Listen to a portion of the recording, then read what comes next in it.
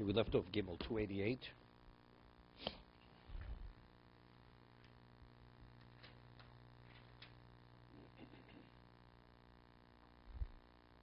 We left off 288 Yud regarding a woman.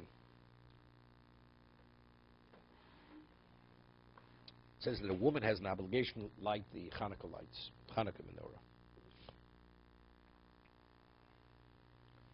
So over here he says, Sh'af hi chayeves bo. So he quotes, it's the Gemara, Shanes hoyigam lohem, says Alpein hoyibos anes. Shagzera hoysul akol b'sula hanisas l'shtibor lehegmol tchilo. Right, that was the whole story with Yehudis. V'gamatshu nasa yideisha. The ultimate salvation began when the Chashmonim rise up against the Greeks, when she beheaded the Greek general and she showed the head in public. That was the beginning of what? Of the rebellion. She actually severed, she beheaded him. Klum. What about a cherushot v'koton?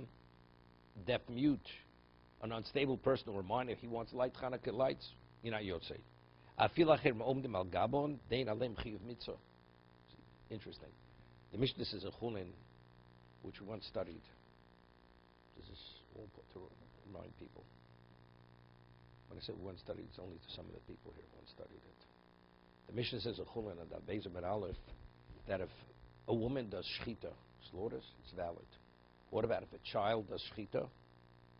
A cherish does shchita, a shota does shchita, it's valid.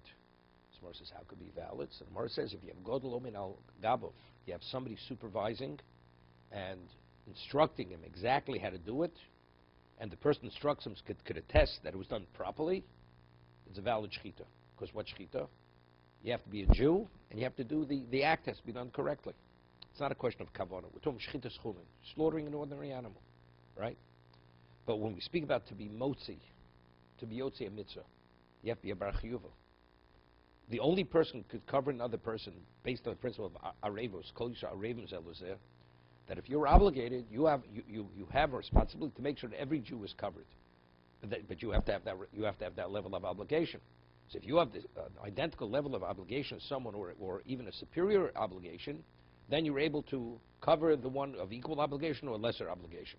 But since a child is not obligated, so even if you have godel aman agabav, you have somebody instructing the child exactly what to think, how to do the act of lighting the menorah. It's irrelevant.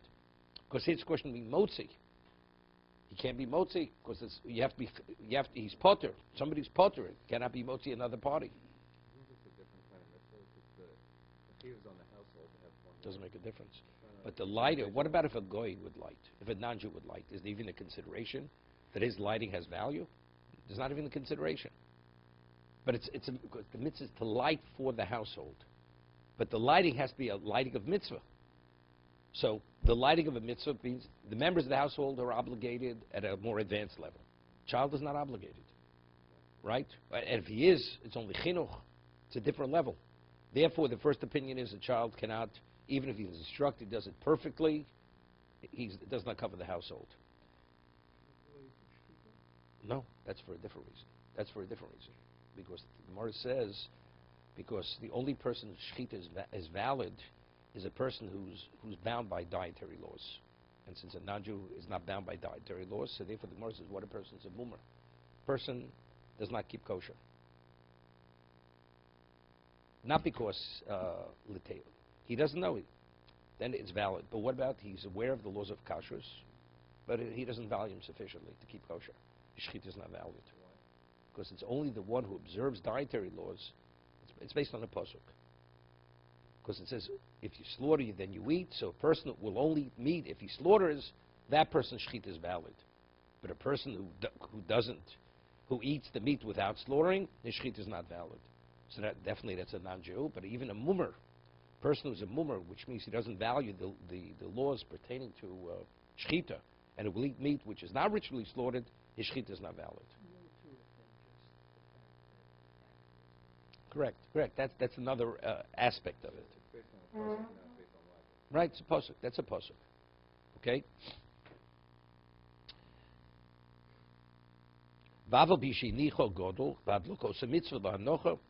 Says if the child lights it, then an adult takes it and puts it in place.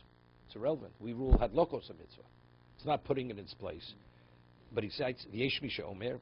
Mechaber cites a second opinion that if the child was Higiya Lechinuch, he reached an age where rabbinically you have to start educating the child, then his lighting has value, and he could light for the household because it's all rabbinical. Yes, rabbinically, there's a mitzvah for him to do it. The Chachamim want a child who's Higiya Lechinuch, who can be, he has the motor skills, he has a certain level of understanding, he should light.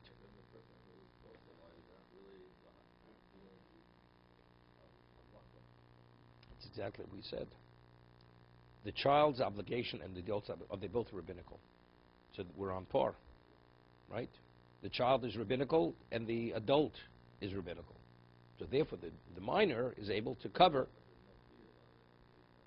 So why is he lighting? So why is he lighting the child? So it's chinuch rabbinical. You ask the child, why am I lighting? There's a rabbinical chiyuv. That's the argument. What is chinuch? Is chinuch on the parent? Right? There's a question. This we never learned. It's in Yuma. The Gemara says in Yuma, towards the end of Yuma, that if a minor eats non-kosher meat, and you pass by and you see a Jewish child eating non-kosher meat, do you have to intervene and stop him from eating non-kosher? So we rule, you have no obligation to say a word to that child. He buys a Sabret, I don't know what non-kosher brands are today. He buys a Sabret hot dog. It used to be Sabret. Today it's, what's it called? Hebrew National, okay. Hebrew National, which is sold by some Arab, okay? And you see him eating it, one doesn't have an obligation to say a word. Because the child is not obligated to keep kosher. Right? Not even, right? So you have no obligation. So yes, from another source it says, you do have to intervene. So Tosas says, Tosas Yishonim, that's the father. Chinuch is, the obligation of chinuch is only the father versus the child. A third party has no obligation to train the child to how to observe mitzvahs or not. So if you'd be the father and your child would be eating non-kosher, the father, of course, and the child's old enough that he has a level of understanding, he should be trained, then the father has an obligation to intervene and to stop it. But a third party where he has no chiyuv, he has no obligation of chinuch, he could remain silent. I mean, there's nothing wrong with intervening. But you're not in violation if you don't say anything. But the father is in violation. So if it's chinuch is on the father, I'm coming just to give a basis for your question. So if chinuch is on the father, the child has no obligation. The child's only lighting because the father told him to light. Right? Even rabbinically, the child's not obligated to listen to the chachamim. As a result of that, he can't cover. So even rabbinically, it's not his personal rabbinical obligation. An adult, he personally is obligated to listen to the chachamim. So we speak about various levels. But a child on a personal level, he has no obligation. So it's the external person who actually is imposing himself on the child to make sure he behaves in a certain way by lighting. Therefore, he can't. The Yeshom says it doesn't make a difference. Either it doesn't make, or it means no. The Chacham say the child can. The Chachamim want the child to light, so it's equivalent. The child has a rabbinical obligation. So because they're both rabbinical, one rabbinical obligation is able to cover another rabbinical obligation. Okay. Says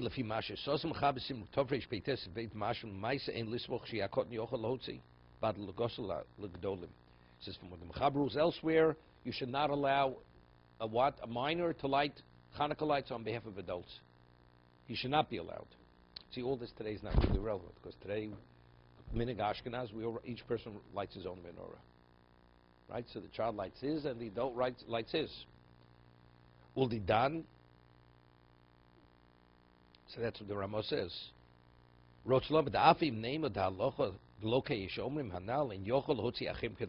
although a minor cannot cover an adult in his lighting, but if you reach the age where he has an understanding, he's able to light his own candles, the father has an obligation to provide for him his own candles to be lit. Vaim ber aloch nirli dul kotnei tzorch lahach mikulahai. V'dai shi'ad l'cholaylo rak ner echod l'kuli almi. Hear this? Saying a chiddush. Mishna Berura says, Chofetz Chaim says, according to his understanding, on a chinuch level, is there a mitzvah of mahadrim and a mahadrin? Or it's sufficient to light one candle? He says, a father does not have to give the child more than one candle. There's no obligation of mahadrim on the father in terms of chinuch is the base mitzvah. What is the base mitzvah? One candle. The additional candles, the father does not have to provide for the child. Right?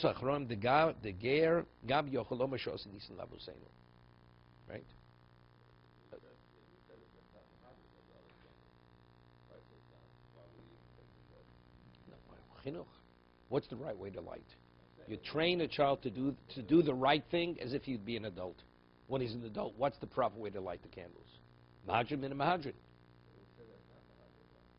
What are you talking about? What are you talking about? What do we add candles for?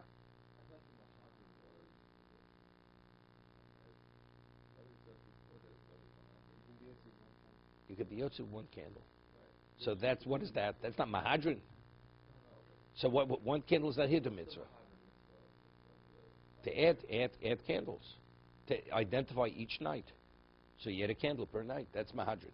That's hidden mitzvah regarding their Chanukah. So we say for chinuch, you only have to provide. So it comes out of a chiddush. What he's saying over here. So let's say we talk about, the Gemara says, you buy your child, when he is old enough, you buy him a pair of tzitzis.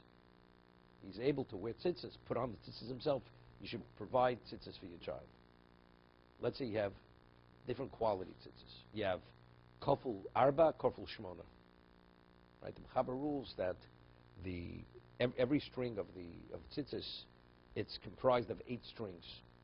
8 strings, did you know that? Okay? But you can buy kofel arba. It's only comprised of 4. So kofel shmona is hidur compared to kofel arba. They're twisted. Right? It's a multiplied thread. So you want to buy your child tzitzis. What could you buy? Do you have to buy kofel shmona or kofel arba is enough? Seemingly from here, kofel arba would be enough. And you're fulfilling your mitzvah chinuch 100%. It's the mitzvah. The hidur aspect of it seems to be that's not part of chinuch. And you want to spend your money, you can spend your money. But that is not the mitzvah of chinuch of a father to a child. That's what we see from over here.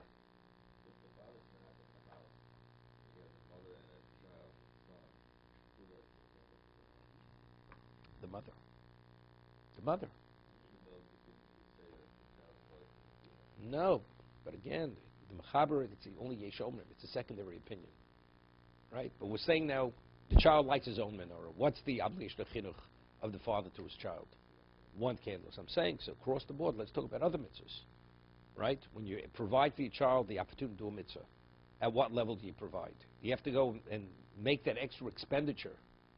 Right? Or not? Clear? You don't. The hidur mitzvah, that's another aspect. It's a question. It's Machlokes Rishonim. It's an argument with him. She may not have. It's only on the father. They bring a proof. The story of Helena Malka, the Gemara Sukkah. Right? She was a queen and she built a sukkah for her children. And the Gemara speaks over and they were minors. And they speak about the sukkah was more than 20 amos in height. So the Rabbi Yehuda brings a proof from there. So you see, that's a valid sukkah. So the question is, and it says in the Chacham, didn't say a word. They didn't criticize her. So evidently it's kosher. So they want to bring a proof from that story that a mother is obligated in chinuch. She has no obligation. But her children, since a number of children were of age, that of chinuch, why don't she provide a valid sukkah? So we see from there, but if you say a mother's not obligated, what's this proof? A mother has no obligation to provide a sukkah for her children. So from there, they want to bring a proof that you see, even a mother has an obligation of chinuch no less than the father. Okay? To be continued.